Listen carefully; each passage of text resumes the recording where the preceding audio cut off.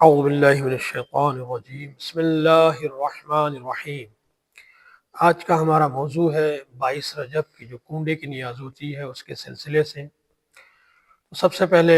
آپ کے سامنے بیان کیا جائے کہ محمد و آل محمد ہمارے معصومین اہل بیت علیہ السلام کا ہمیشہ یہ رہا ہے، وتیرہ ان کا طریقہ رہا ہے کہ لوگوں کو کھانا کھلانا، کیونکہ لوگوں کو کھانا کھلانا بہت ثواب بھی ہے، اور اہل بیت علیہ السلام نے ہمیشہ یہ کام کیا ہے۔ اگر میں مثال پیش کروں آپ کے سامنے تو سب سے پہلی مثال آتی ہے دعوت ذوالعشیرہ کی، کہ دعوت ذوالعشیرہ میں پیغمبر اسلام نے 3 دن لوگوں کو کھلایا اور دین کا پیغام پہنچایا۔ اسی طرح دوسری مثال ہم کو ملتی ہے کہ دسترخوان امام حسن علیہ السلام بہت زیادہ مشہور ہے، کہ امام حسن علیہ السلام کا دسترخوان مدینے میں اتنا زیادہ مشہور تھا کہ ہمہ وقت وہ کھلا رہتا تھا تاکہ ضرورت مند آ سکیں، بھوکے لوگ آ سکیں اور اس میں کھانا کھا سکیں۔ اور ہمارے ہر امام کا طریقہ یہ تھا کہ بھوکوں کو کھانا کھلانا، ضرورت مندوں کی ضرورت کو پورا کرنا، یہ ان کا سلیقہ رہا ہے۔ لیکن اہل بیت کے دشمن جو ہے ہمیشہ انہوں نے بخیل پنا کیا ہے، کنجوسی کی ہے، کھایا ہے، کبھی کھلایا نہیں ہے۔ تو ہم اہل بیت کے چاہنے والے ہیں تو انہی کے طریقے پہ چلتے ہوئے جو ہمارے یہاں یہ رسم چلی آ رہی ہے برسوں سے، کہ ہم پورے سال جو ہے کسی نہ کسی امام سے منسوب ہمارے یہاں کوئی نہ کوئی نذر ہوتی ہے،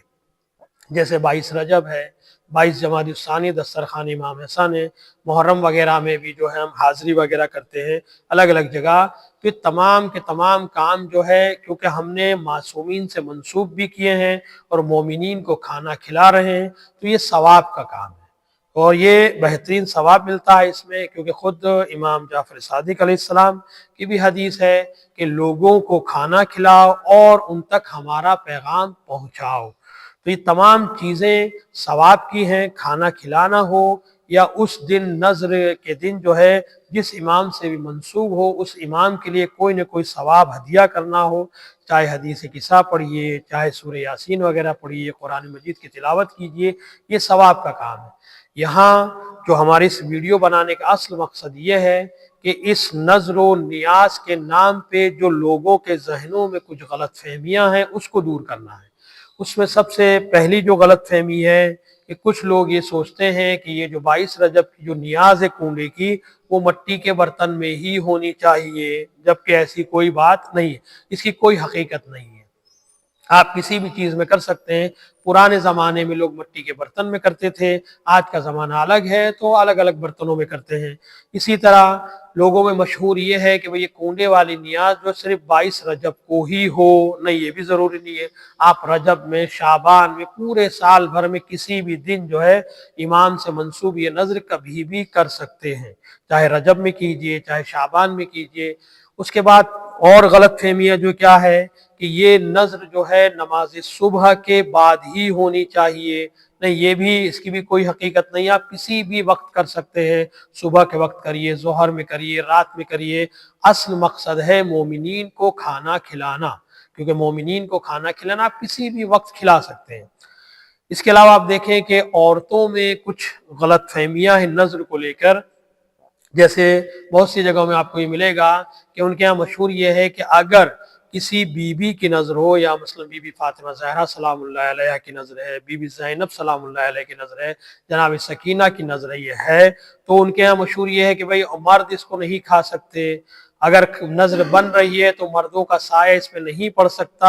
یہ بھی غلط فہمی ہے۔ اگر عورتیں اس چیز کو مانتی ہیں کہ اگر یہ تمام بیویاں مردوں کے لیے اگر نامحرم ہیں تو کیا عورتوں کے لیے باقی ائمہ جو ہے وہ باقی ائمہ کی نظر بناتی بھی ہیں، کھاتی بھی ہیں، 12 اماموں کی نظر، کیونکہ وہ مرد ہے تو کیا وہ ان کے لیے محرم ہو جاتے ہیں؟ کیونکہ چاہے مرد ہو یا عورت، تمام مومنین جو ہے اہل بیت علیہ السلام کے غلام ہیں، تو دونوں کو، چاہے مرد ہو یا عورت ہو، دونوں کو نذر کھانے کا بھی حق ہے اور نذر بنانے کا بھی حق ہے۔ اس کے علاوہ ایک غلط فہمی ہے کہانی کی، کہ کہانی زیادہ تر پر عورتوں میں زیادہ رائج ہے اور مشہور ہے، اور عورتوں کا اس پہ ایک اندھا عقیدہ ہے کہ یہ کہانی جو ہے، کہانی ضرور پڑھی جانی چاہیے، اور کہانی پہ ان کا ایمان بھی ہے۔ جیسے 22 رجب کو بھی ایک کہانی پڑھی جاتی ہے۔ اس کے علاوہ آپ دیکھیں مولا مشکل کشا کی کہانی ہے، 10 بیویوں کی کہانی ہے۔ اگر اس کہانیوں پہ غور کیا جائے اور واقعاً جو بھی چاہے عورت ہو یا مرد ہو اگر اس کہانیوں پہ اس کا عقیدہ اور ایمان ہے تو یہ یاد رکھیے وہ لوگ اہل بیت علیہ السلام پہ تہمت لگا رہے ہیں، الزام لگا رہے ہیں، کیونکہ آپ کو پتا ہے کہ ہر کہانی کے آخر میں کیا ہے کہ کہانی سننا بھول گئے تو اس کا ہی نقصان ہو گیا، اس کے گھر میں آگ لگ گئی، بچے مر گئے۔ تو آپ خود سوچئے کہ جو اہل بیت علیہ السلام اپنے دشمنوں پہ بھی مہربان ہو، اپنے قاتل کو شربت پیش کریں، اپنے دشمنوں کو معاف کر دیں، تو یہ کیسے ممکن ہے، کیسے ہم سوچ سکتے ہیں کہ وہ رحیم و کریم ہمارے ائمہ جو ہے رحم کرنے والے ہیں اور ان کی رحمت اتنی زیادہ ہے کہ وہ دشمنوں کو بھی معاف کر دے، تو یہ کیسے ممکن ہے کہ ان کا چاہنے والا جس کی خطا صرف یہ ہے کہ وہ کہانی سننا بھول گیا ہے، جبکہ ہم میں سے بہت سے لوگ ایسے بھی ہوں گے جو مثلاً بے نمازی ہیں، روزہ نہیں رکھتے ہیں، دین کی پابندی نہیں کرتے ہیں، جھوٹ بولتے ہیں، غیبتیں کرتے ہیں، ایک دوسرے سے دشمنی کرتے ہیں، ایک دوسرے سے بات نہیں کرتے ہیں، اختلاف کرتے ہیں، تو کیا ہمارے کسی امام نے ہم کو تو کوئی سزا نہیں دی؟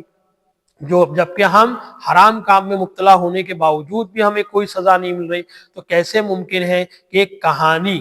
اور اس کہانی کی کوئی حقیقت بھی نہیں ہے وہ کہانی سننا بھول جائے اور اہل بیت علیہ السلام کا جو چاہنے والا ہے اس کو نقصان ہو جائے؟ تو ہمیں یہ نظر و نیاز سے کوئی اختلاف نہیں ہے، میں نے جیسے ابتدا میں بتایا کہ اچھا کام ہے، ثواب کا کام ہے مومنین کو کھانا کھلانا، اور یہ اہل بیت علیہ السلام کا وتیرہ اور طریقہ بھی رہا ہے کہ ہمیشہ ان کا دسترخوان کھلا رہتا تھا، ضرورت مندوں کو کھلاتے تھے، اور یہ جو ہے ان کا طریقہ ہے، ہم ان کے چاہنے والے ہیں، ہم انہی کے راستے پہ چل رہے ہیں، تو کھانا کھلانا ثواب کا کام ہے، اور اسی دسترخوان یا نذر وغیرہ میں جو جیسے میں نے ابتدا میں بیان کیا کہ ہم کچھ نہ کچھ ان کے نام پہ ہدیہ کریں۔